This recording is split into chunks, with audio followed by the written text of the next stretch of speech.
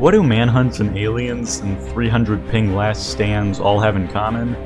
They're all in this video, so if you want to see those, make sure to like and subscribe. Here, we're about to raid the British base, but then this guy here attacks us, given our disguise. It makes sense. And now we're here, we find out they've actually already taken over the base, and we also get some free guns to fight the dudes in the base. Now here's the thing, they respawn like 20 feet away from us, so we either got to start shooting a lot of extra bullets or stop dying if we want to actually hold here. Now at this point I realize the other guys are running out of the base now, because, you know, they actually care about loot, but we're here for the content, so we're gonna keep fighting. Now here's the thing, this guy has safe zone, but we still die to him anyways somehow. Don't ask how that works. But now, because we didn't actually loot anything, we have no bounty, so they can't arrest us, so naturally we're back here. See, here's the thing, we have to ambush them in a way that every time they react, we're gonna have 300 milliseconds of delay. So in other words, we have to be so good at ambushing them that even though they react 300 milliseconds, or like, I think that's even 0.3 of a second, that we're still gonna be faster than they are. So for example, this guy just randomly walks up and nothing happens.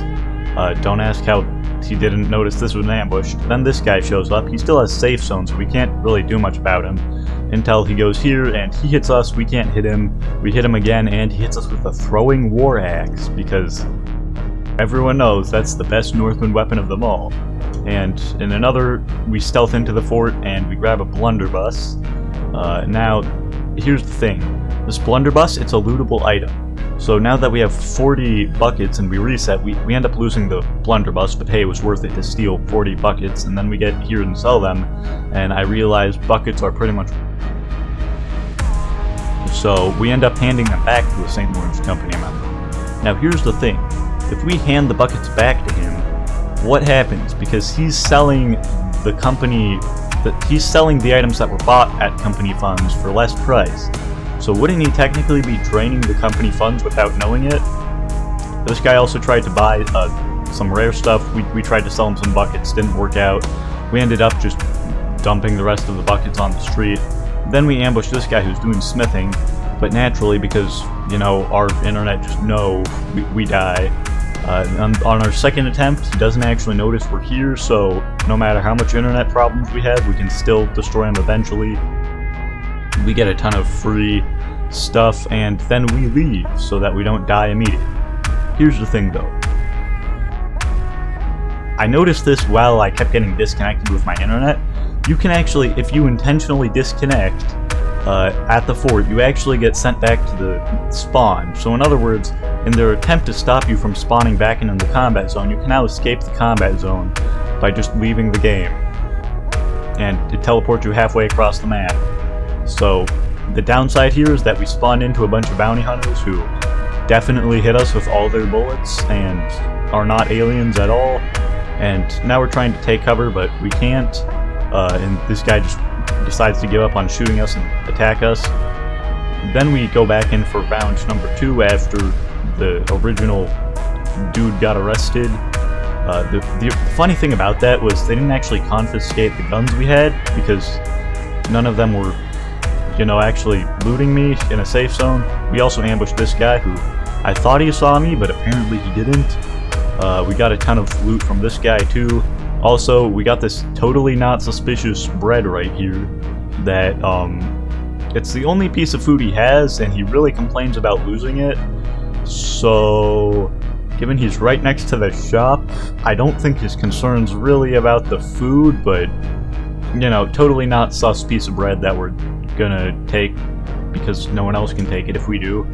Now that we have it, and we go to a 3-player server, we eat that same bread, and whoa, it magically poisons us. What? Who could have seen this one coming? No way! Oh wow, look, it's an antidote shop like 2 feet from where we ate the bread.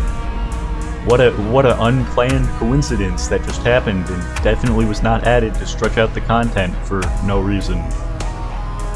After buying the antidote at the shop that we consumed the bread right next to, we go head into a a blacksmith shop, and we sell the extra loot we had. And now we go into our next shop. This is the final errand we're running, where we collect some badge contracts. And now with the St. Lawrence Company close behind, we're gonna go and use the ultimate 1 million IQ plan.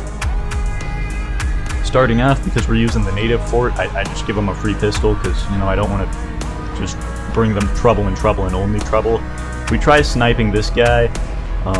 He's obviously a bounty hunter since he has a hostile hit marking, even though we're in a safe zone. We also, right here by the boats, we just jump into the ocean because boats are for casuals. Then we stealth swim across to this other island over here, because while everyone knows the native base, not many people actually go to these islands over here. We wait here until we see bounty hunters. Now, here seems like a good time to remind you that, according to most Northwind critics, stealth doesn't exist. Now, I don't exactly know what you would call this, but since stealth doesn't exist, I guess it's... right now we're in a giant firefight somehow. Anyways, now that we run around this island, and they've completely lost us, they have no clue where we are. We head over here and we exit back onto the mainland, having successfully juked all those St. Lawrence Company members. We then head towards their base, because here's the thing. Though we're free, and we could just run away at this point, here's the thing. We're not here to run away. I mean, we are running away from their sentries to tactically reposition, but they logged on like 13 members for this battle, so, you know, they came here for a fight. We're gonna give them a fight. Of course, right after we lose the whole bounty thing, because I'm not going to prison for this. Now that the bounty finally disappears, and none of them even know where we are, we're gonna go and back to the fort, the last place they're gonna expect us. Since there's 13 of them online, no matter how stealthy we go, there's gonna be people at the fort regardless. So, they also try to shoot us. They can't. We're invincible until they actually do shoot us. Like, I mean, it's the same shot. It just finally registered like 6 seconds after they hit us. They then try to shoot us again, but they actually miss. And we turn up here, and half of all the SLC in the server are sitting right outside the base. This is going to be an interesting battle.